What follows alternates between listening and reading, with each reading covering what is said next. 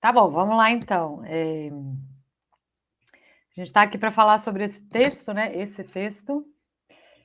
Acho que eu vou começar contextualizando um pouco quando eu voltei para reler esse texto, né? Que não é um texto fácil também, a primeira vez que ele foi na graduação e passou praticamente batido, né? Os textos econômicos, de economia política do Marx têm muito mais continuidade, né, entre si. Sim. Então ficou meio, né, em suspenso. Aí, quando o Trump foi eleito em 2016 pela primeira vez, alguns professores, né, intelectuais ali começaram a retomar, né, tem uma certa retomada, alguns podcasts sobre, né, justamente traçando essas analogias aí sobre a qual todo mundo tem falado, né, e que é uma questão em si, né, em que medida a analogia é válida, a questão da repetição na história, né, toda essa meta questão, que é uma das coisas que me interessa, na verdade. E aí fui reler, né? Mas aí é aquela coisa da ancoragem histórica, né? Aquelas passagens, várias das passagens famosas do Marx mesmo, né? Das mais conhecidas são desse texto. Então, embora ele não seja um texto muito lido, né? Muito, muito conhecido, ele é um texto muito citado. Só que ele é citado por aquelas frases bombásticas, né, que deram origem a linhas de pensamento inteiras, né, o Subaltern Studies, por exemplo, estudos subalternos, né, o que significa dizer que eles não podem representar a si mesmos, né, que é uma coisa que é puxada ali se não me engano, é no último capítulo, né. Então, só para falar que os seus vídeos ajudaram demais, né, a primeira season, que você faz aquele apanhadão ali, relembra, né, o apanhadão histórico, e os mais recentes, né, já pegando mais na análise mesmo, achei, nossa, é um trabalho incrível, assim, de conseguir mesmo quebrar em miúdos, mas sem perder a complexidade. Você faz isso com o Capital também, né, muito bem, mas, assim, esse eu acho que é até mais difícil, né? Eu achei mais difícil porque é como a gente estava falando, é um livro pequeno, mas você não consegue ler separadamente. Você não pode pegar assim, vou ler só o capítulo final. Você não vai entendendo nem necas, né? Você não sabe nem de quem que ele está falando ali. Ele não chama o partido monarquista de partido monarquista. Ele explica lá em algum momento, né? Então não é um texto sistemático, né? E às vezes, para falar do texto, eu tentava trazer uma linearidade que não estava no texto. É uma loucura aquele texto ali. Isso, você quebra em miúdos mesmo. Porque é a coisa da escrita em tempo real, né? Tem essa característica desse texto também. Eu me lembro na graduação, ele era considerado um texto, que eu acho que é uma leitura errada, mas que era um dos poucos textos sobre superestrutura, né? Porque política é superestrutura. Mas, além disso, a questão temática, né? Aparentemente divergia um pouco da linha da análise de economia política. Tem essa coisa do folhetim, né? Do escrito em tempo real, é meio Marx comentando ali os eventos. Sim. Né? Claro que não na velocidade do tempo real de hoje, né? É o Marx twitteiro, mas assim, dentro dos limites da época, mas é incrível como que nos limites da época ele faz uma coisa muito, muito em tempo real, né? É bem impressionante. Sim. Então, acho que parte dessa não linearidade tem a ver com isso, mas eu também acho, Ana, que tem a ver com, que é um pouco já a forma como eu leio, um pouco como uma análise da não linearidade, sabe? De conjunturas de crise, não aquela crise que logo se resolve, né? O que na antropologia, lá no meu livro, eu trabalhei muito com a questão da liminaridade. É quando o espaço de exceção se abre e não se fecha. Então, tem toda uma questão ali, aí que eu comecei a retomar mais por onde eu fui nessa leitura mais recente que eu fiz, começando ali na pandemia, né, que em si foi uma conjuntura desse tipo, uma crise que abriu e não se fechou durante quase 2 anos. Sim.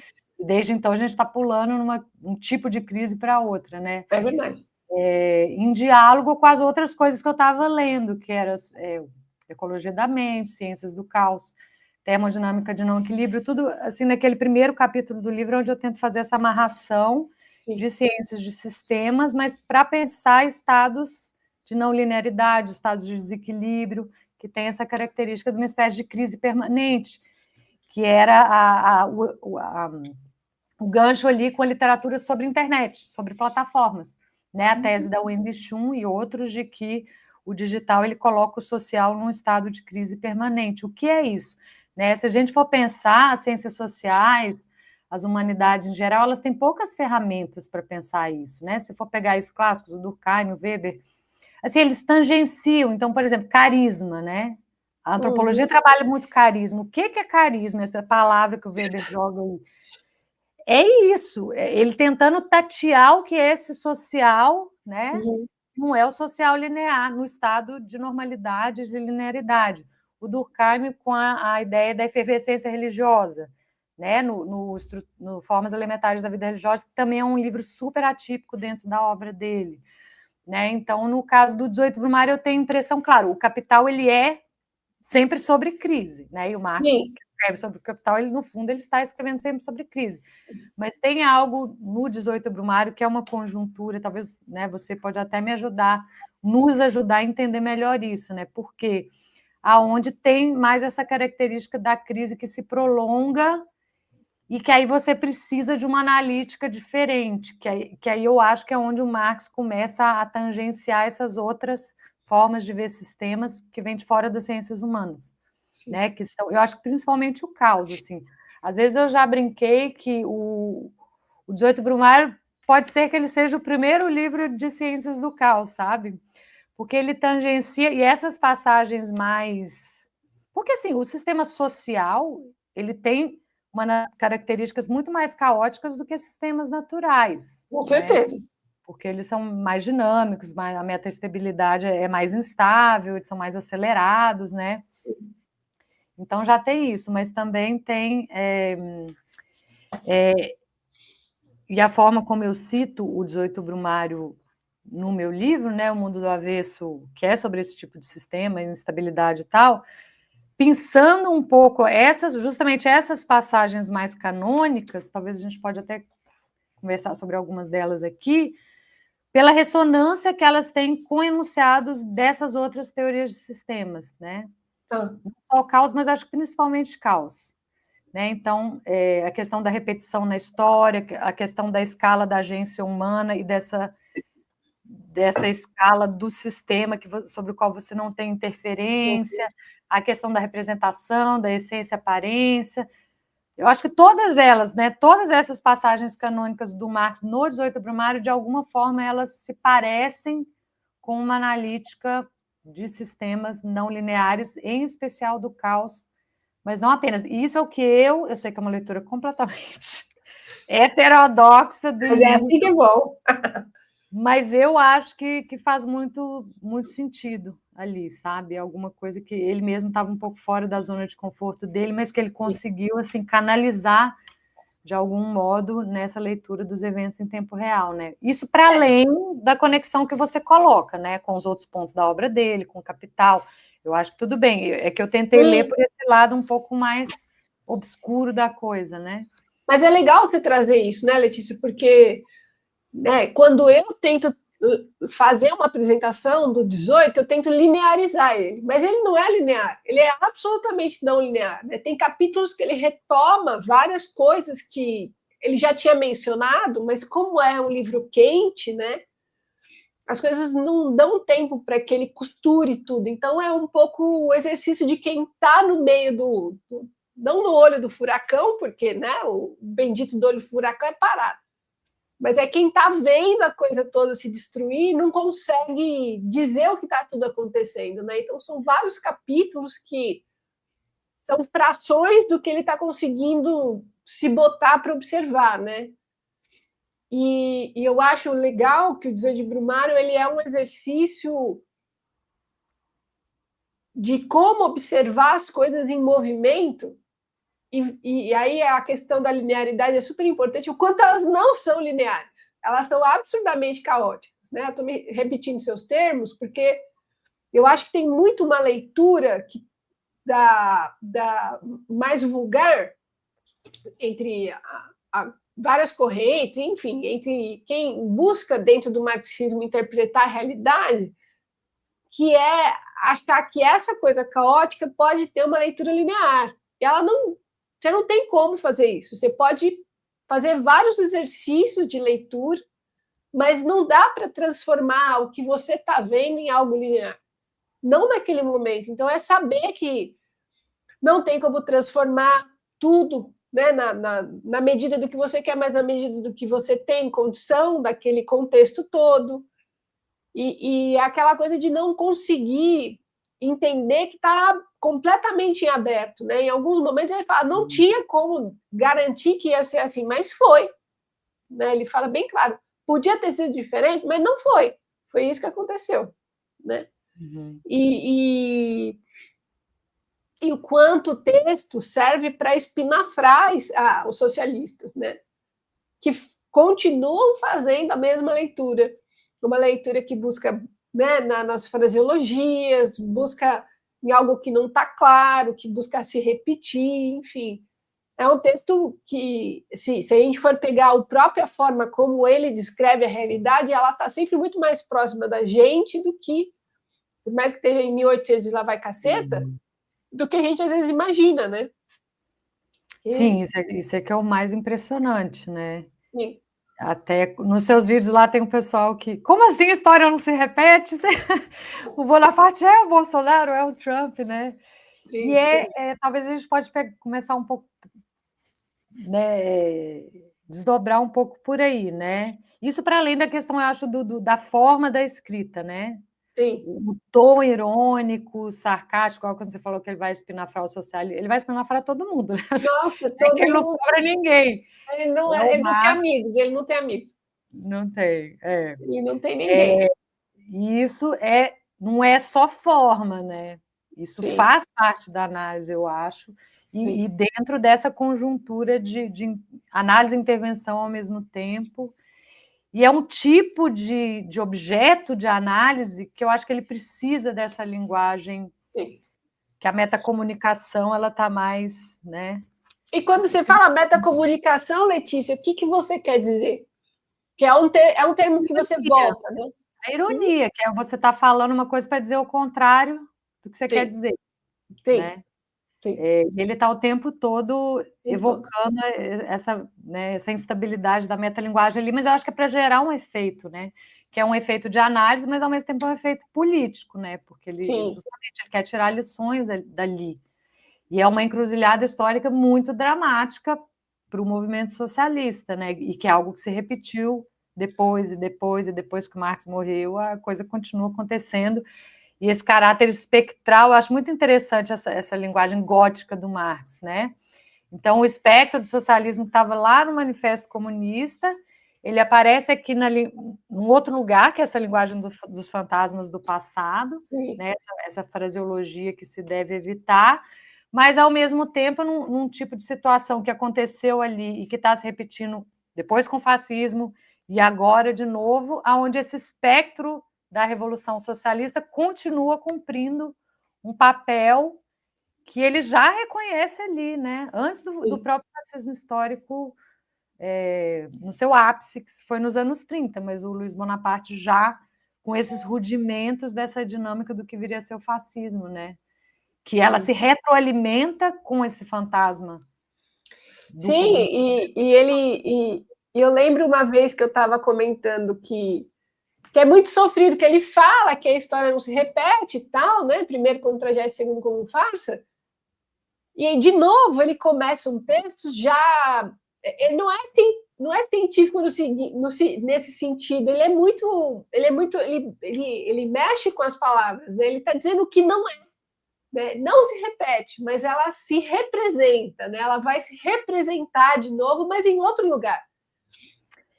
Então, é muito comum que a pessoa, às vezes, leia e fala, não, a história se repete. Não, então, ela não se repete, ela se representa de novo, né? Ela fica buscando significantes, né? Ela fica buscando legitimidade do passado e ela não está se legitimando. Não vai ser igual, vai ser diferente, né?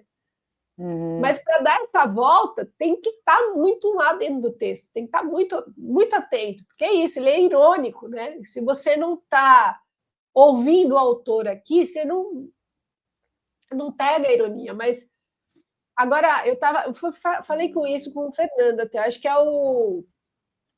Não sei, agora eu acho que é o... Deve ser o Freud, enfim. Em algum momento, é que a gente vai lendo tanta coisa durante o semestre e vai com Deus, né? Fica claro que Sim. o movimento fascista é uma revolução ao contrário, né? É todo aquele desejo mobilizado por uma mudança que não se catalisa, né? E aí ele vira uma revolta conservadora. Então, fica a marca de que é uma massa que se dispõe a uma vontade de mudança, mas ela não vai para aquele sinal, né? Não vai para o sinal de uma mudança, ela se incorpora em um outro lugar, né? Mas essa necessidade... Não, pode concluir. Esse desejo de mudança está lá, né? Mas ela é administrada de outro jeito, né? Essa necessidade de massificar, né? Tudo fica para um outro lugar, fica decodificado para outro lugar, né? Enquanto a esquerda continua sem conseguir dizer o que ela deseja, né? Enquanto ela fica indo cada vez mais para trás, esse desejo de mudança ele vai se corporificando em outros lugares, né? E aí aparecem outras lideranças também para tomar esses movimentos, né? Sim, mas com esse paradoxo que ele nota muito nesse texto de que é também uma volta a um passado, né? Sim. Uma coisa meio espontaneísta. Inclusive, eu queria até te perguntar, Ana Paula, como que você lê essa questão? Eu que vou te entrevistar agora. Como que você lê a coisa da tragédia e farsa? Que é uma coisa que eu acho que é importante, mas eu não sei, eu tenho uma hipótese, mas eu não sei se eu capturei o sentido... E assim, ele está sendo irônico, porque na verdade ela não se repete, mas ao mesmo tempo eu acho que ele está sendo sério, porque tem uma repetição ali, mas a diferença entre tragédia e farsa seria relevante. O que ficou para mim ali é que ela vai exatamente com aquelas fraseologias, né? Ela vai buscar se reencarnar, né? Então é o apóstolo Paulo, é o Lutero se vestindo de apóstolo Paulo, a Revolução Francesa buscando os romanos. Então é sempre uma busca por legitimação, né? Como isso você falou muito bem, né? Eu busco em elementos do passado uma legitimação para algo do meu presente. Então não é uma reencenação do passado, até porque eu não vivo em Roma, até porque eu não sou o apóstolo Paulo, né?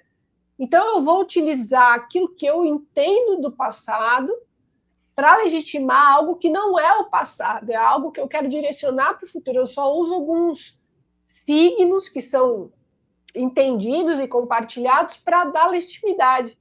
Lá na história, a gente trabalha muito com essa noção de que, mesmo como historiadores, a gente não vai ler o passado como ele é mesmo. A gente vai fazer perguntas do presente para analisar o passado. Não tem como chegar no passado. Por mais que eu queira, eu não tenho como vivificar o passado. Então, ainda é possível, né, nesse debate da historiografia, fazer história medieval em 2025, porque as perguntas que eu faço agora são de agora. Então, sou eu em 25 perguntando algo que em 65 eu não ia perguntar. Então, essa farsa é muito nesse sentido de buscar os signos que vão dar legitimidade, né? Então, Mussolini, de novo, falando do Império Romano, mas que Império Romano, né? Tipo, a Itália nunca foi... O Império Romano nunca foi exatamente a Itália, né? Pelo contrário, né? Então, é uma busca, pior ainda, os nazistas falando dos arianos, que catso, né, de arianos, né, buscando o cato da floresta negra, os animais, né, até essas loucuras. Então, é você buscar dar um verniz, né, para algo novo a partir de algo do passado, né? Então, ela não se repete nesse sentido, que você não está repetindo exatamente o apóstolo Paulo, mas você está utilizando meio que ele de escada, né? Então é uma farsa nesse sentido. Você está se fantasiando de apóstolo Paulo para conseguir a leitura, né, a legitimidade que ele oferecia. Então, a farsa, nesse sentido, que eu estou compreendendo no texto, é essa. Mas, assim, todo mundo sabe o que é o apóstolo Paulo, né? Então, o próprio Elon Musk, né, quando ele dá aquela de fazer o braço nazista, né? Lembra? Que ele disse que não sei o quê. É uma reencenação, né? O pessoal fala de apito de cachorro, né?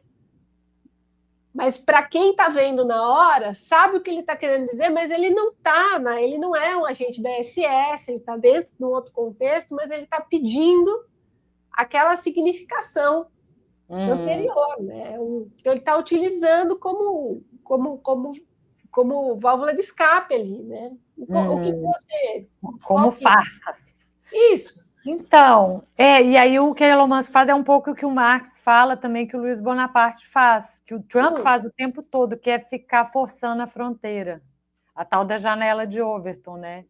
Bom, eu vou fazer uma saudação nazista aqui, se pegar muito mal eu recuo de novo, instabilidade na metacomunicação. Não, foi só uma brincadeira, eu estou jogando meu coração, sei lá.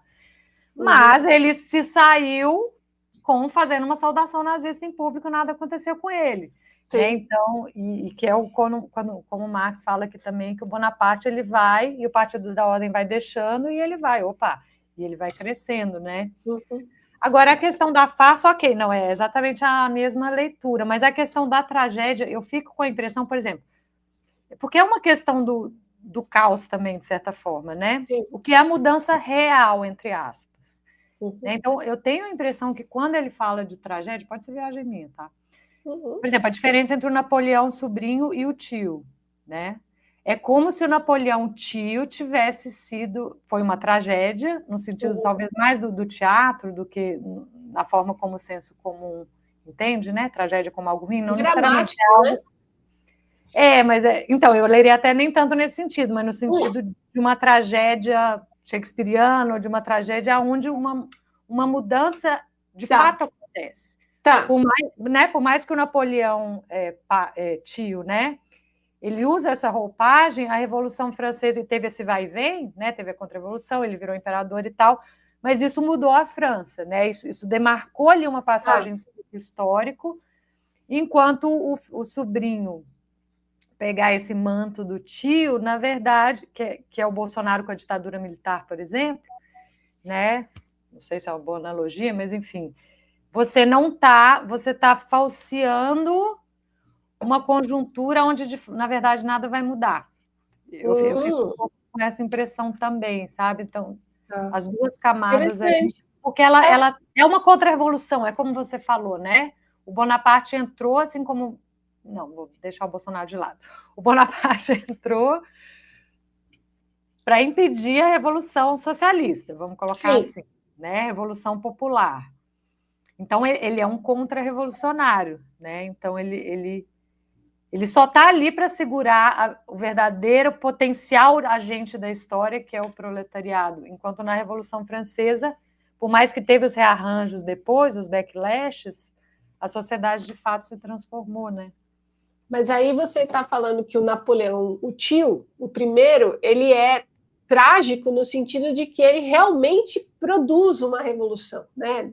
É uma mudança, não uma revolução no sentido... É que é uma revolução burguesa, né? É uma revolução da burguesia. Ela é menos do que ela poderia ser, né?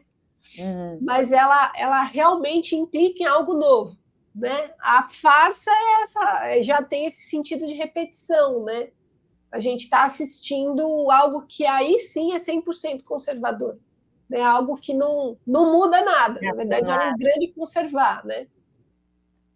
Acho que foi um pouco nesse sentido que eu falei, né? Ele, o Bolsonaro, eles estão aí para impedir avanços desse espectro, né? Que eles sempre exageram. Que é a dinâmica do capitalismo tardio, né? Que E aí é a grande questão, né? O capitalismo tardio está sempre lidando com essa possibilidade, né? De qualquer situação germinar uma crise, porque são várias crises, né? em qualquer lugar que possa aparecer o tempo todo.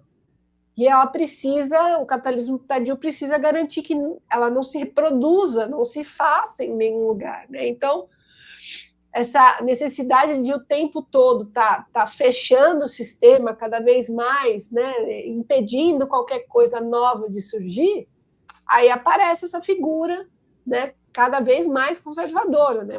O capitalismo só vai oferecendo cada vez mais conservação, né? Porque ele não pode oferecer nada novo nesse sentido, né? Ele vai...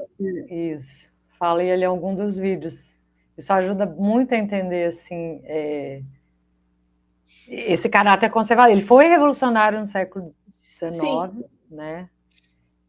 E assume essa... Mas, ao mesmo tempo, na dinâmica de desterritorialização, né? Que aí vai ser essa agenda mais dos anos 70 ali. Ao mesmo tempo, ele precisa desterritorializar, né? Mas ele precisa se conservar. Então, acho que por isso que ele vai usar todo mundo que tem alguma demanda, né? Se ele não puder engolfar, né, fagocitar a demanda, ele anula completamente, né? Ele chama de terrorista, né, de fascista, agora é terrorista também, né? Ou ele transforma a sua demanda numa mercadoria, né? Então ele tem naquele sentido de desterritorializar mesmo, né? Você descodifica, né? Você transforma a demanda que é democrática, que é popular, em algo do sistema, né? Então, eu acho que, de certa forma, o livro oferece esses... que a gente vai ver nos autores dos anos 60, 50, todos eles indicando essas pontes, né? Como é que o capitalismo está se conservando. É que, numa crise grande, numa crise que o capitalismo não consegue administrar socialmente ali, coisas pontuais, aí surge esse animal, né? Que é essa liderança carismática, que é essa liderança que tem esses trejeitos todos, que vai se comunicar com a massa, etc.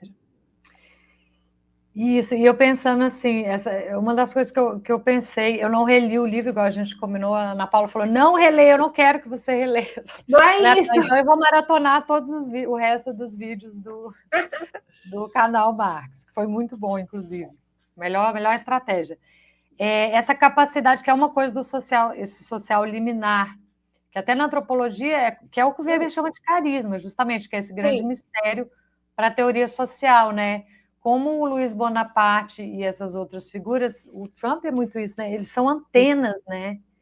Parece que os caras conseguem capturar uma coisa assim de forma intuitiva, né?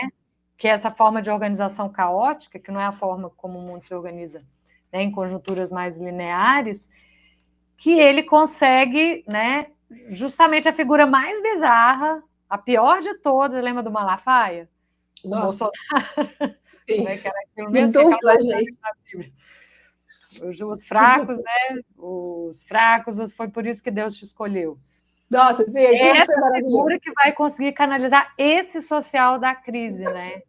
Que é o social da massa, do amorfo, né? De quem não tem essa consciência de si enquanto classe, enquanto destino histórico.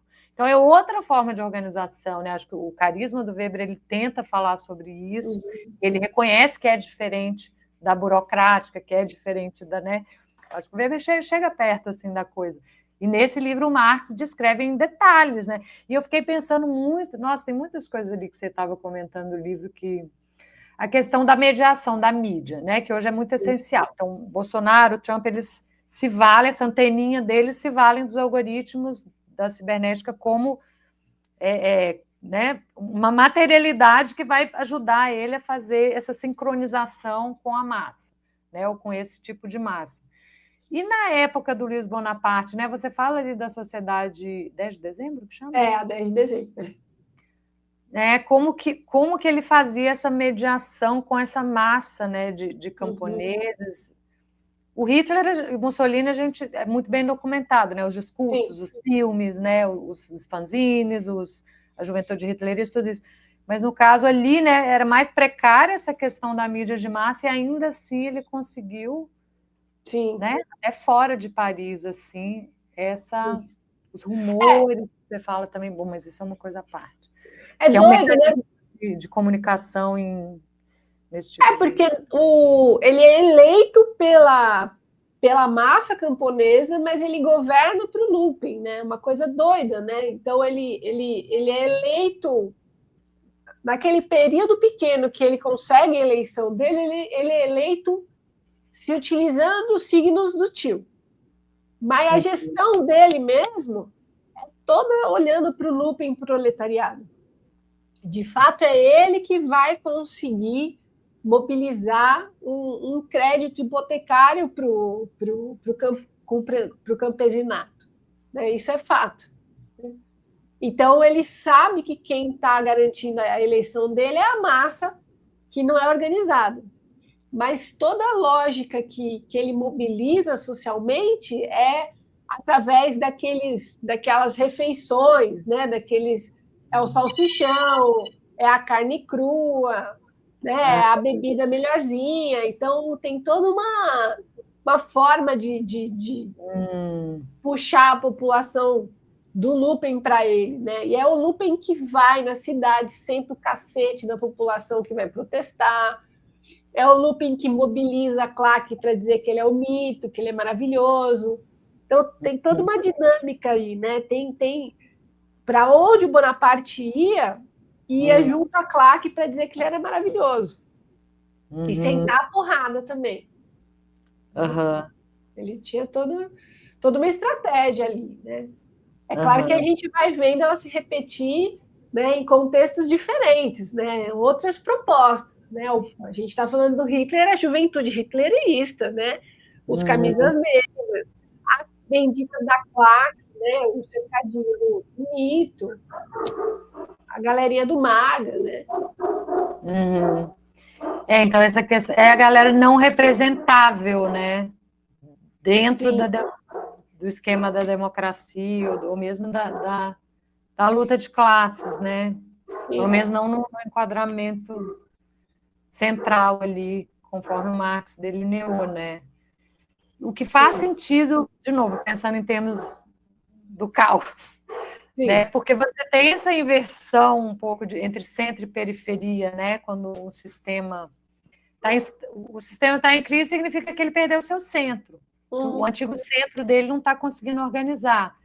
Então, o movimento natural é as trajetórias periféricas irem ganhando centralidade, né? Então, uma figura detestável como Bonaparte, que ainda que um aristocrata, enfim, né? Não estava ali dentro dos padrões. Essa galera que é o Lumpen, que o Marx faz aquela lista absolutamente horrorosa de todo tipo de gente que a gente também lembra muito de hoje em dia, né? Falei, pô, ele conseguiu mobilizar essa galera, né? Através desses meios pouco republicanos, né?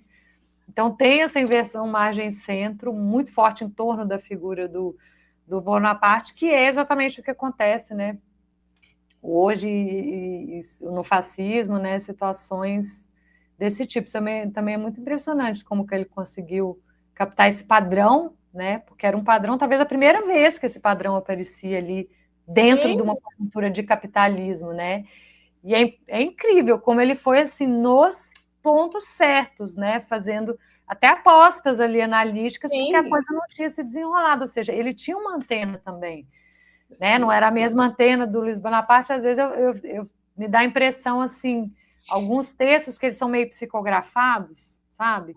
Falar qual que era o método do Marx para escrever isso? Provavelmente não. Ele estava fazendo um download, né? Psicografando padrões caóticos que estavam ali, mas que caóticos não significa que eles são desorganizados, que eles são, significa um outro tipo de organização, né? Como que a ordem emerge a partir da desordem quando o sistema entra numa conjuntura desse tipo, né? E é incrível como que ele conseguiu captar, assim, é uma coisa impressionante, de fato, né? É que é tudo simultâneo, né? É tudo simultâneo, e como é simultâneo, você ainda não sabe mensurar o tamanho que isso vai tomar, mas ele está ali tão antenado, né, que ele consegue apostar, e ele aposta na bola certa, né?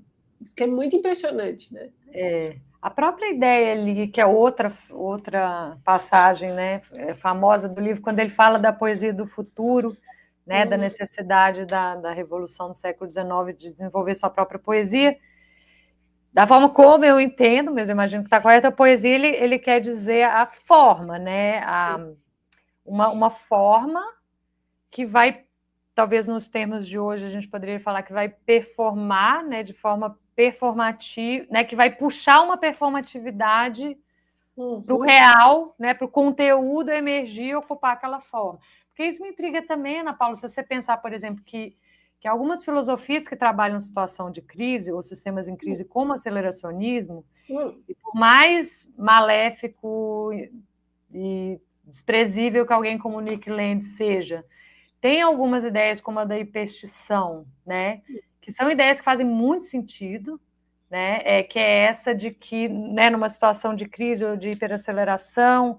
enfim, você, né, dentro de um ambiente cibernético, no sentido amplo do termo cibernético, você performa uma espécie de forma, né, você passa confiança, que é o que os coaches fazem, né, os pick-up artists fazem, né? Até a teoria do play, do Ruizinho, ele fala disso.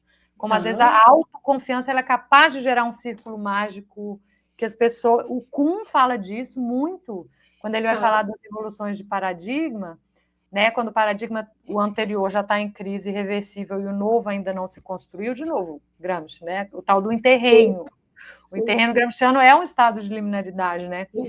O cientista que vai puxar o paradigma novo, ele se vale de formas de persuasão que são completamente diferentes das que valem para a ciência normal. E entre essas formas está o carisma, está a estética, está a confiança. Ninguém sabe para onde a porra do paradigma novo vai, se ele vai dar certo ou não, mas aquele cara, ele performa, que ele tem confiança naquilo e a massa segue. Né? Eu fui ler o Psicologia de Massas, né, do Freud, para ver o que ele falava, né? E aí ele traz muito essa figura, né? A gente está falando desse cara aí que tem uma estética, que é um carisma. Ele vai falar que é uma figura narcísica, né? Que ele não encontra um limite.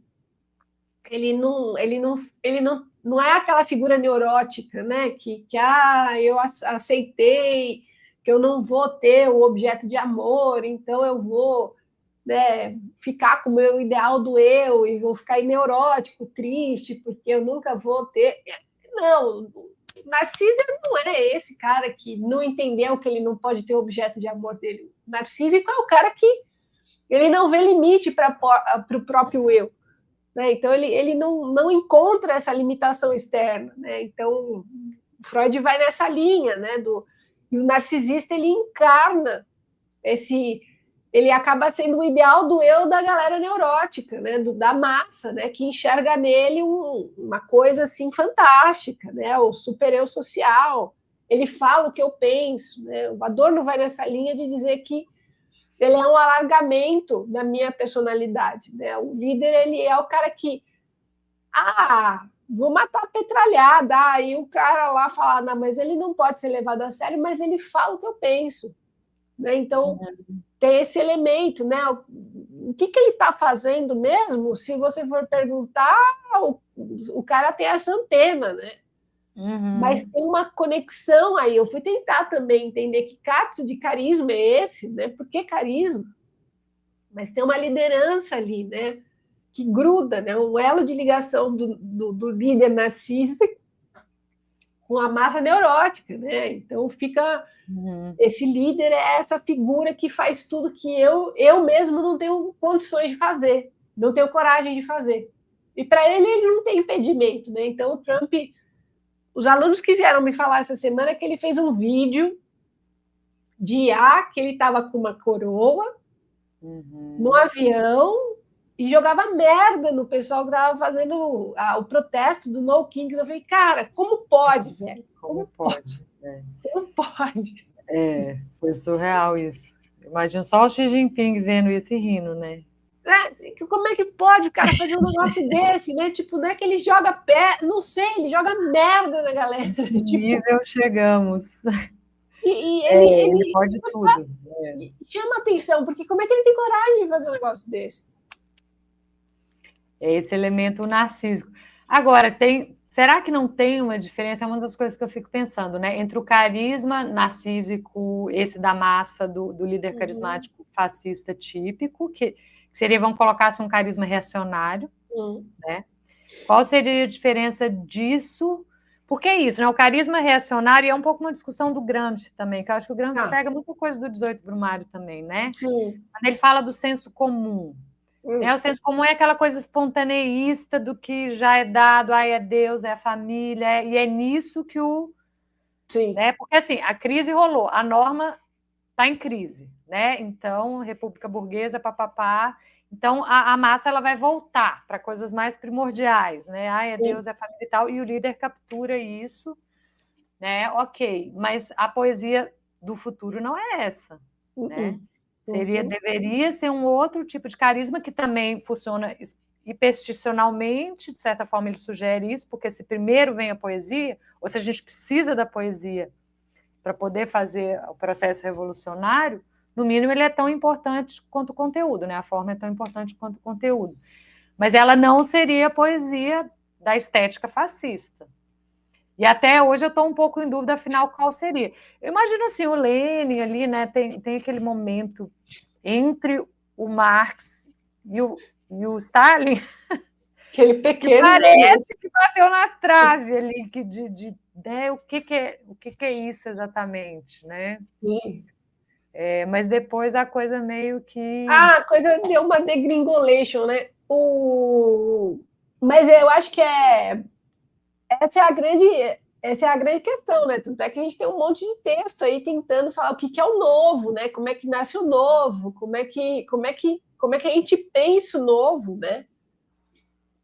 Como é que a gente se pronuncia, né? Porque eu acho que o livro ele exige muito da gente isso, né? A gente está num ambiente de esquerda, né? É uma manifestação, a galera vai usar a simbologia antiga, né? Vai pôr o bonezinho cirílico, vai pôr o chapeuzinho cossaco. E eu acho que essa questão da estética, essa questão do que a gente quer dizer para as pessoas, o que a esquerda quer, como é eu não lembro o nome da autora anarquista agora, da Úrsula, eu não sei o sobrenome dela inteiro, mas ela fala muito que a gente perdeu a capacidade de pensar utopicamente, né?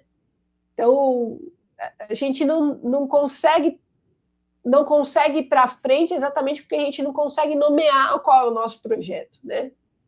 Nosso projeto é simplesmente refazer uma distribuição de renda ou a gente quer o fim da propriedade privada? Né? O que a gente vai oferecer para as pessoas? Né? Como é que a gente fala? Eu acho que aí tudo passa por essa dificuldade em comunicar. Que o líder carismático não tem, né? É um loop cibernético ali. É muito fácil você ser líder carismático fascista, né? Você fica em loop eterno ali. Não criar nada, né?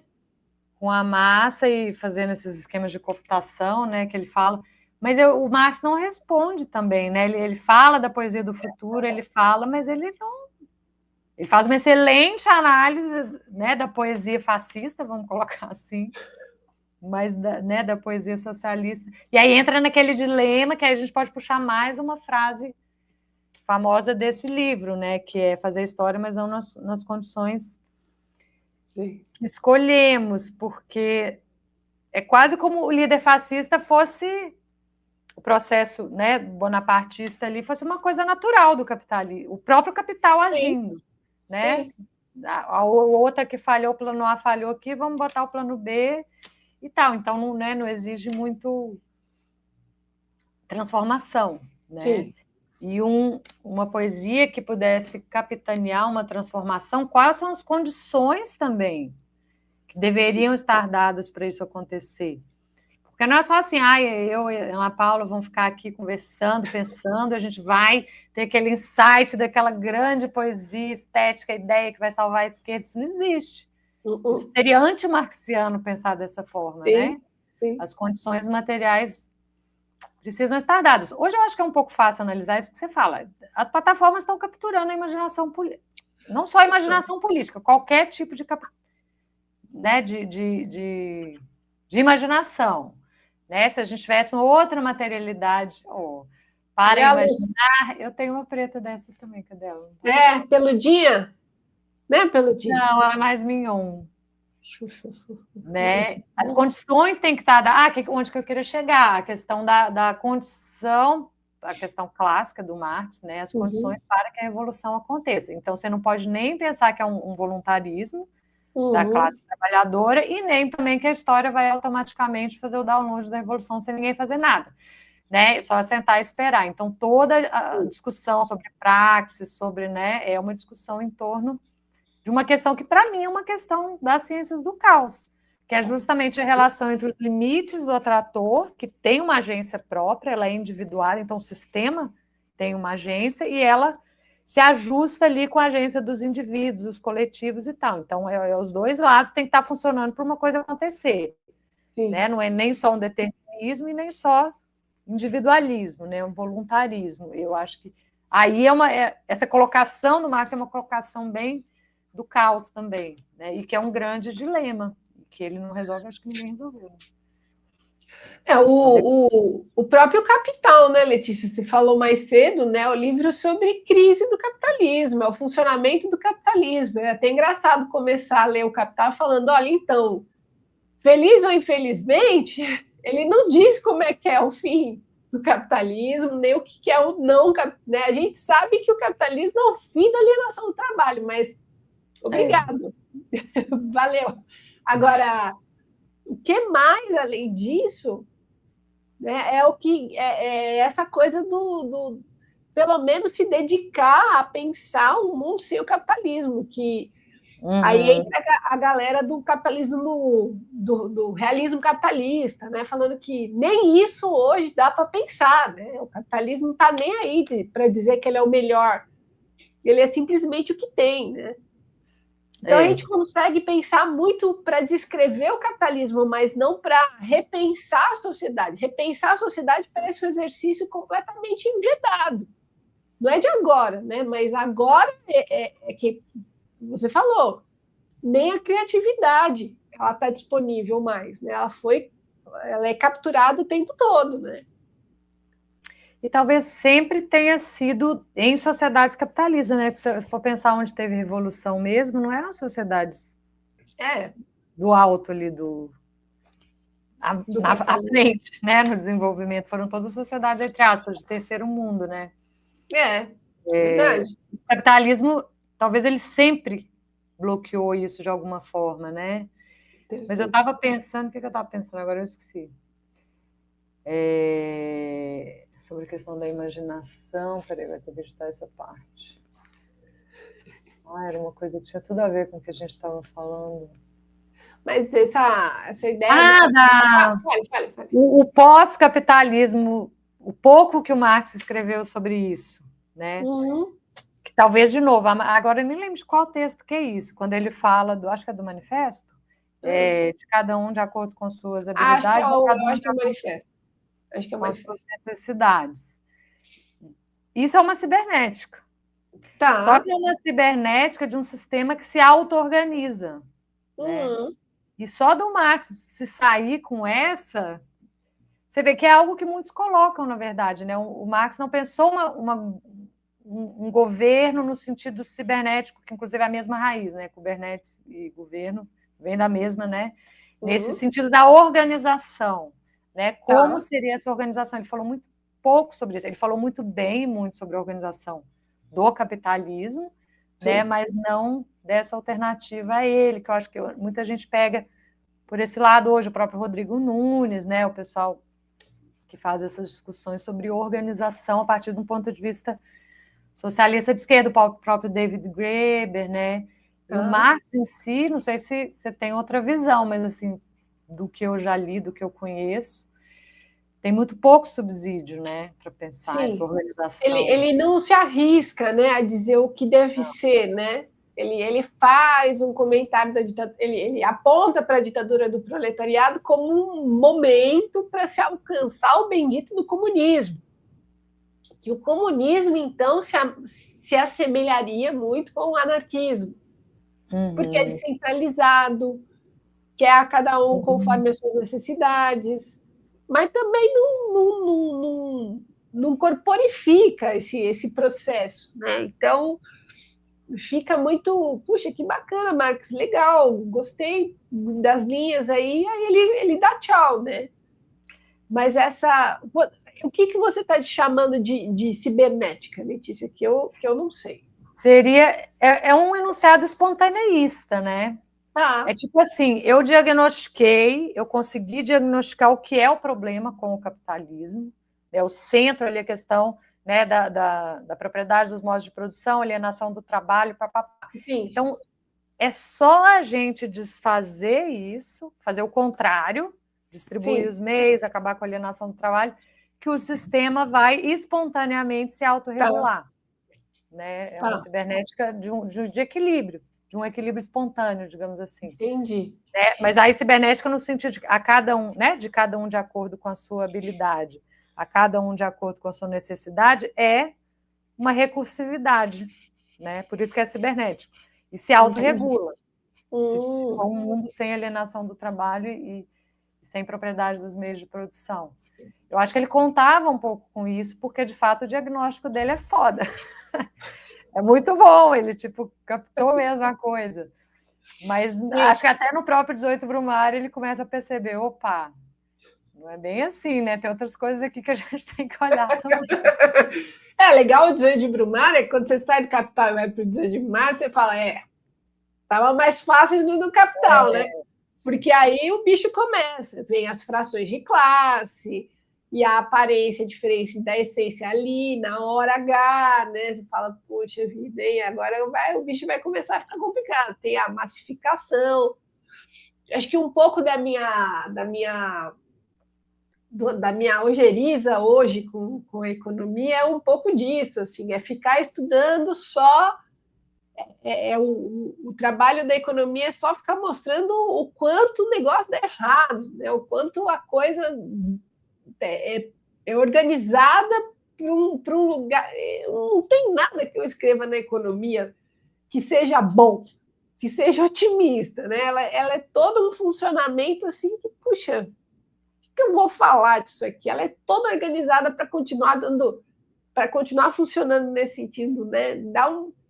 Dá um embotamento, né? Então, às vezes, estudar outras coisas, pelo menos me dá alguns insights de como é que isso daqui funciona, né?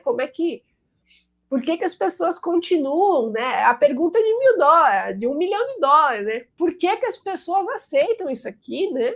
Por que elas desejam isso aqui, né? Porque quando você vai olhar para a economia mesmo, para o capitalismo, não tem nada ali que... E tem um fetiche, agora comecei a pirar nas minhas coisas. Tem um fetiche muito grande de tentar entender como é que é a economia do capitalismo. Quanto mais você estuda a economia do capitalismo, mais você fala, mas deixa isso. Esquece disso, cara. Isso daqui não tem como dar jeito. Né? E não é disso que se trata, né? Se a gente se organiza, se a gente tem claro o que a gente quer, a gente também organiza a economia para aquilo que a gente quer, para a finalidade do que a gente quer. A economia capitalista não é feita para outra coisa que não seja concentração de renda, né? Então, não tem muito mistério. Não tem como... não, eu vou descobrir aqui como é que funciona um tic-tac, aqui vou puxar uma pecinha e aí vai desmontar. Não é assim, sabe? Então, dá um embotamento também, estudar o funcionamento da economia lá por dentro, assim, porque não é ali. Não é ali que a gente vai, pelo menos, poder disputar o entendimento de onde se produz o novo. Não é na economia. Posso garantir. Tem nada ali, sabe? Não é que na economia capitalista. E ela está longe de ser simples, ela é completamente fechada em si, é uma coisa cada vez mais matemática, cada vez mais complexa. Mas você entende que não é dali que vai surgir algo novo. E isso é pouco claro. É como se a gente pudesse controlar a economia capitalista, aí sim a gente daria o salto, né, para a organização, né, pensando para cada um, né, conforme as necessidades. Não é a economia que vai fazer. A economia vai fazer aquilo que a gente demandará dela, né? Então me vem muito essa... Da onde vêm as respostas? Não é da economia. Não é. Você estava falando assim, eu estava pensando um pouco, por exemplo, no David Graeber, né? Claro, ele não é marxista, né? Ele é anarquista, mas tem um diálogo também. Ele fala em comunismo, às vezes nesse sentido um pouco do comuns, né? E ele tem umas ideias que eu acho interessante, assim, sendo antropólogo, né? De que existe um potencial latente para o comunismo no sentido do trabalho não alienado, no sentido do compartilhamento da propriedade, ou mesmo das outras formas de propriedade. É como se todo mundo já fosse meio comunista ou tivesse esse potencial. Tá. Então, ele tem essa ideia que eu acho interessante. Você falou da revolução ao contrário antes, e é o termo que ele usa, mas você está falando de uma contra-revolução, né? Quando ele fala de revolução ao revés, talvez, Revolution in Reverse, ele tem um conjunto de ensaios com relação a isso, que é, da forma como eu leio, né, se contrapor essa ideia marxista ou socialista da grande revolução, então você vai ocupar o Estado e você vai conseguir resetar o capitalismo. Né? Isso provado que não funciona, o socialismo real provou que isso não funciona, e a base do realismo capitalista, no fim das contas, é o socialismo real, né? Porque o socialismo real ter dado no que deu é que fez a utopia desaparecer. Então, as pessoas hoje associam, boa parte da população brasileira associa a palavra comunismo a autoritarismo de Estado. Sendo que, se você for pegar o Marx, é justamente o contrário. Né? Meu Deus. É a cibernética das necessidades e das habilidades, autorregulada. Mas, então, essa ideia da revolução de baixo para cima, né, nas fendas, então, se não é na economia capitalista, é onde? E é muito essa intuição do Graeber, né? Então, são nas economias contra-hegemônicas, territorializadas, né, as formas alternativas de circular valor, de produzir valor, que conseguem sobreviver, que é coisas anarquistas também, né? Que consegue sobreviver, vicejar ali nas fendas desse sistema, né? Só que eu acho que a gente pode até juntar isso um pouco com a intuição, talvez não no detalhe, mas a intuição do Marx que eu acho correta, de que nenhum sistema é eterno. Essa porra vai ruir, vai colapsar em algum momento. E quando o capitalismo de fato começar a colapsar, o que vai ser colocado no lugar? Né? Porque quando o keynesianismo, o fordismo colapsou, o que veio no lugar? Neoliberalismo. Foi uma coisa espontaneísta? Não. Esses filhos da puta estavam ali desde os anos 20, maquinando, fazendo think tanks, construindo, né, toda uma estrutura paralela ali, porque, ok, a gente não está na hegemonia agora, mas assim que a janela de oportunidade aparecer, a gente já está com tudo pronto. Sim. E a gente está fazendo isso? A gente poderia estar fazendo mais isso. Sim. Né? Eu fico pensando assim, na chave, por exemplo, dessa pauta da soberania digital, já que o capitalismo está muito fundido com as big techs agora, né? Isso para não falar de uma outra questão de o que é o capital, né? Eu tenho uma uma hipótese de que o que o Marx chama do capital, na prática, são as máquinas. Mas, enfim, fecha parênteses. As máquinas autônomas. Máquinas que tomam decisão sozinhas, né? Provavelmente não é totalmente correta, mas eu acho que, em parte, é algo que poderia ser mais explorado. Mas, enfim, e que ele acessa através dessa fantasmagoria, né?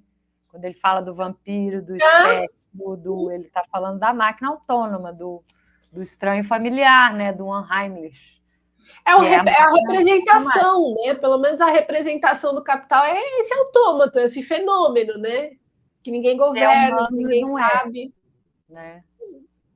Porque quem aliena o trabalho? Sim. Não é o burguês, é a máquina. Concretamente, quem é que está tirando a autonomia do trabalhador do processo técnico? Ali na ponta, né? Sim. É ela que está substituindo, ela que está submetendo o trabalho humano ao controle, porque quem controla a sequência técnica numa linha de produção é a máquina. né? Mas, enfim. Mas eu queria completar o raciocínio aqui um pouco nesse sentido, né? Se a hegemonia começa... porque eu estou falando da soberania digital, né? Se e quando, se vai acontecer, mas, enfim, quando essa hegemonia, por exemplo, dessas plataformas começar a ruir, começar a apresentar fendas, colapsar, o que vai ser colocado no lugar? Geralmente vem mais capitalismo. Por quê? Porque eles estão com tudo ali já pronto para entrar. E a gente não tem nada, ou muito pouco para botar no lugar. Então é um pouco assim da construir, esperar, preparar para o fim do mundo, preparar para o colapso, que é o que a extrema-direita gosta muito de fazer também, para já ter as coisas ali para botar no lugar. Eu leio um pouco o Graeber um pouco nesse sentido. Também, mas é uma ótima estratégia, inclusive, né? Se a gente consegue conceber que a gente não tem uma resposta para, como se fosse se abrir um buraco e a gente fosse então entrar, né? Mas se a gente consegue se organizar pensando que, olha, quando isso daqui ruir, a gente tem uma alternativa pronta, né? Nem que seja para a questão da internet, né? Eu fico pensando isso, vira e mexe aparece um texto falando, olha, a Amazon saiu do ar essa semana, o que a gente tem no lugar? A gente não tem nada no lugar, a gente não tem... Eu lembro lá que na Flip, né, alguém falou de ter uma rede social pública. Né? Hoje parece que a gente não tem esse horizonte de possibilidade, mas se a gente pensar que uma hora pode ser necessário, pode surgir essa... A gente tem como oferecer. Né? Às vezes pensar assim, às vezes é uma entrada, né? Uma janela de oportunidade pequena que se abre pela própria... Porque o sistema capitalista é isso, ele não é um bloco fechado, né? Ele é uma relação social que dá pane o tempo todo, né? Então, a internet deu um problema, então aqui, olha que maravilhosa essa plataforma pública aqui, olha aqui essa proposta pública aqui, né? Nesse sentido, eu acho... Né? Tudo que tem a ver com comuns ali, seja público, interface com o Estado, por exemplo, universidades, né? Poderiam ter servidores, poderiam ter vários desses protótipos aí que pudessem ser escaláveis na eventualidade de um colapso ou de uma crise da indústria maior assim, né? E o comunitário também, porque o comuns ele não precisa estar colado no Estado. Eu acho que isso os anarquistas eles têm razão, né? Os hackers aí, esse povo né? Tem mais essa linha um pouco mais autonomista. Isso, né? Essa coisa de tornar escalável algo que é pequeno, é micro ali, né? É regional, é comunitário, né? Mas que existe já, né? Que está sendo cultivado ali, mas que tem esse potencial, né? Porque também não é um isolacionismo, senão vira seita, né? Eu vou morar com meus manos lá na fazenda, nós vamos ter nossa permacultura e vamos sair do capitalismo. Vai viver nos bairros lá, que tudo é feito de pau a pico. Eu falei, parece bastante escalável, parece bem assustador. Não queremos isso. Assim, respeito quem vai, mas eu acho que a ideia não tem como escalar isso. Isso é olha o tamanho das cidades, né? Como é que a gente faz algo escalável, né? Como é que a gente propõe algo escalável? E eu acho que esse seu diálogo é legal porque fica-se muito... O contrário disso é falar da revolução, mas uma revolução sem significado. Né? Porque o que é a revolução? A gente subir lá a rampa de Brasília e falar que a gente vai fechar o Congresso e aí a gente... Como é que faz esse processo? Então, igual o povo do 8 de janeiro lá esperando intervenção de alguém de cima. Só 72 horas, só mais 72 horas.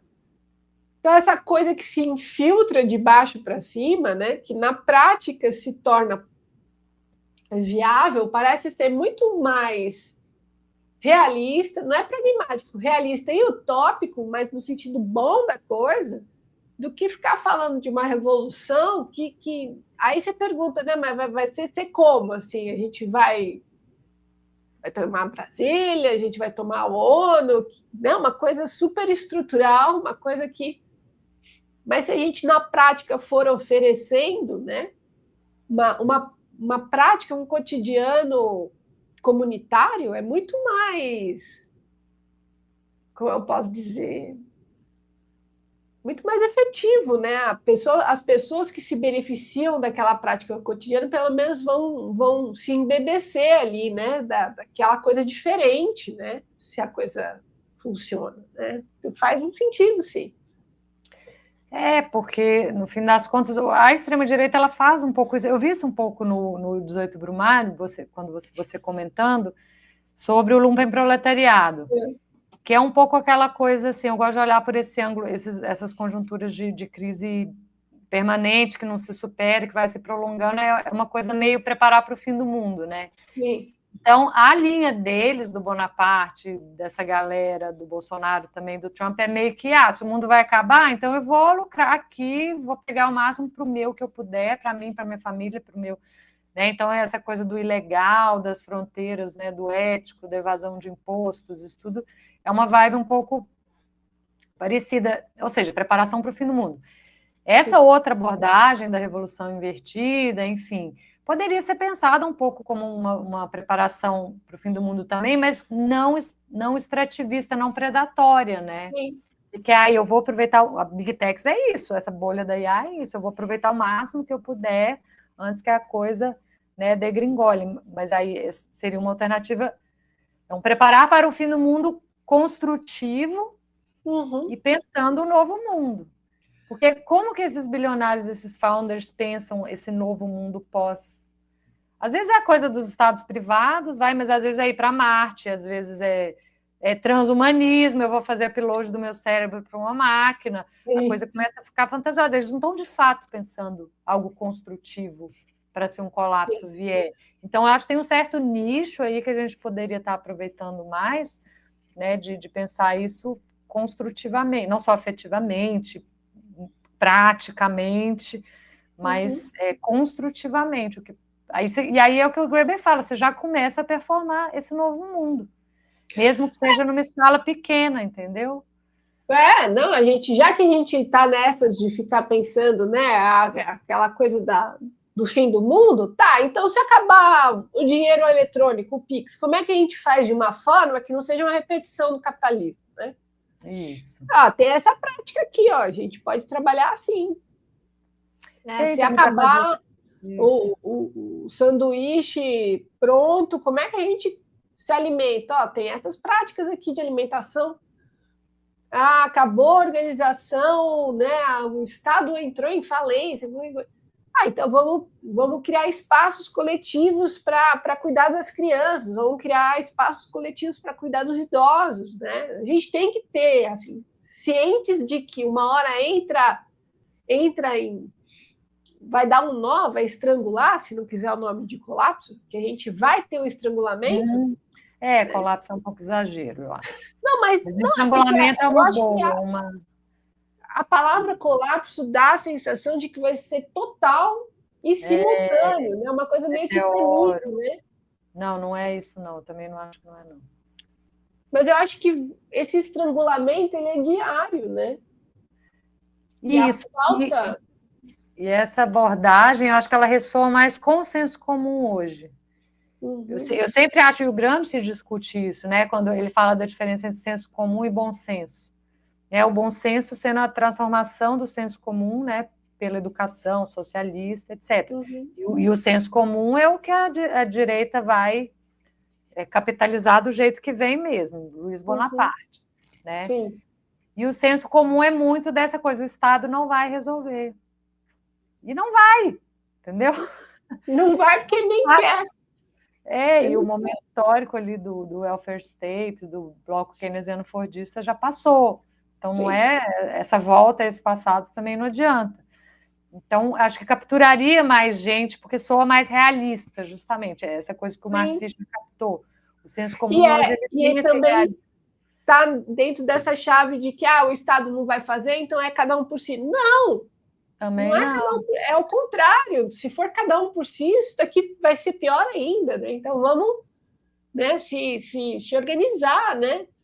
Eu fico nesse sentido, eu quero muito voltar a ler as práticas ali de 17, 18 dos bolcheviques, assim, que é ali que foi, né, aquele pequeno momento, né, que foi algo criativo, né, até estético, etc. eu acho que é a Krupskaya, que elas propõem uma infinidade de organizações horizontais, né? As mulheres vão ter lavanderias públicas, restaurantes públicos, creches públicas, lugar para cuidar de idosos. Então, esses pequenos desestrangulares assim fazem muita diferença na prática material, né? Assim, porque isso muda completamente a dinâmica de uma família, né? Ter onde você cuidar, né? Um espaço estendido do cuidar, né? Isso muda completamente a dinâmica de membros efetivos da família, da sociedade, da comunidade. Então, eu gosto de pensar que a gente tem que se dedicar a alternativas, e eu acho que o que você acabou de falar é muito bacana, porque assim, essa ideia de que o sistema está o tempo todo apresentando alguma falha, né? Mas a gente ficar esperando uma queda, assim, igual aquele final do Clube da Luta, né? Que eles ficam assistindo cair as torres dos cartões de crédito, né? Acho que né? Acho que não é bem por aí. Não é bem por aí. Eu acho que ninguém vai assistir a queda não vai ser uma coisa física, né? Eu acho que mesmo que se for, não vai ser bonito de assistir, né? Então não não é assim que a coisa funciona. Então, mas eu acho que rola. A não ser que tenha uma guerra, de fato, mas eu acho, pelo menos para o Brasil. Não, eu acho que a gente vai assistir muito mais que fazer, né? Nesse sentido dessa queda, né? E eu acho que essa ideia de que a gente pode, então, pensando e pondo em prática para algo alternativo já está mais ou menos escalável, é muito boa. É afetivamente muito importante também, porque, não sei você, mas as pessoas entram numa grande depressão, né? Assim, elas estão muito deprimidas, não só as pessoas, né? A gente, né? Porque, não tem o que fazer. Eu falei, não, isso que a gente está conversando aqui é muito mais propositivo, né? Não, vamos se dedicar a pensar. Fazer, experimentar. Isso, e essa coisa muito do senso comum de hoje também, que as pessoas querem ter uma sensação de controle mínimo, que é uma das bases do fascismo também. Sim. Que aí você vai capturar, não, confia no líder aqui que ele vai resolver, ele vai te proteger dos inimigos, né? Ele vai... Mas fazer isso de uma forma real e não fantasiosa, porque o fascismo faz de uma forma fantasiosa, né? Sim. De uma forma micro, real, que você, né, tá mais ali no baixo, né? Eu acho que também ressoa bastante. É claro, né? Tem que ir comendo pelas beiradas, porque a gente está numa fase do capitalismo que, assim, todo mundo acha que ganhar muito dinheiro vai resolver o problema delas, com tigrinho, com virar youtuber, com virar jogador de futebol. Sim. Mas não é todo mundo, né? E tampouco é verossímil, né? E é um cada um por si completamente assim. E é isso, né? A solução é o dinheiro, né? É onde o capitalismo chegou. Né? Não poderia ter chegado em outro lugar. É o que ele pode oferecer. Letícia, gostei muito. Não esperava que a gente fosse para esse lugar, mas achei muito bom, porque eu gosto de pensar nessa linha, assim. O que dá para fazer? Experiências pequenas, assim, Porque é isso, é um pouco o nosso cotidiano, assim, aparece uma bucha para resolver, você tem que resolver de um jeito. Então, que a gente pense essas alternativas de como a gente pode resolver quando não tiver a Amazon funcionando. Como a gente vai se deslocar? Como a gente vai se comunicar?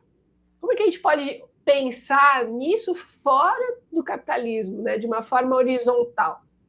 Né? É um pouco já pensar, porque está muito mais próximo, né? A gente está muito mais próximo de um verdadeiro bug do milênio do que em 99 e 2000, se for pensar, né? Eu acho que com certeza. A capacidade de reinvenção dessa indústria uma hora vai chegar no limite, né? Né? Caiu um satélite lá. Depois da crise. Foi? Né? Adorei, Letícia. Foi ótimo. Foi muito bom, muito obrigada. Vamos marcar outras, viu, Marcos? Vamos. Chegamos longe, saímos do Marcos, chegamos no David Graeber, mas eu acho que Marcos É estaria o Weber nosso favor. que tem o livro de teoria do valor também, não é ele que tem um livro sobre teoria do Sim, valor? do valor, tem um sobre dívida. Ah, que legal. E Ele ele era um não é. antropólogo econômico, né? Ele era da Ah, antropologia econômica. sim, e ele não é marxista. Olha só que interessante. Não, mas ele lê bastante Marx. Ah, isso é Valor. ótimo. Ah, eu peguei o livro dele de teoria do valor, mas eu sou completamente comida pelo semestre, não consigo ler nada. Mas Não, que e os legal. livros assim, né? Livrinho. Não ajuda. Não, é aquele cara que realmente psicografa, né? Ele não escreve, ele psicografa, né? Obrigado, Graver, obrigado. Ah, então eu me comprometo a ler vivências, propostas alternativas. Eu quero muito ler como é que as mulheres bolcheviques propuseram coisas ali. Legal. Eu volto aqui. Legal. Porque o fato de ter acontecido ajuda. Sim. Né? Não é aquela imaginação. É isso, elas estavam ali reunidas, eu acho que vai muito nesse sentido. Tá, chegou a nossa hora, a gente tem esse projeto aqui. Pá, pá, pá, pá, pá, pá. Que é isso, né? Tem Tem uns pilotinhos rodando, já tem uns pilotinhos rodando aí. Uhum. É isso. Muito bom, dona Letícia. Muito obrigada. Muito obrigada, dona Letícia. Ai, eu que agradeço. Foi ótimo. Que animada. Foi ótimo. Que animada. Temos que terminar animada. É isso aí. Energia lá em cima. Muito bom. Então, você vai levar a sua cria para tomar vacina, então?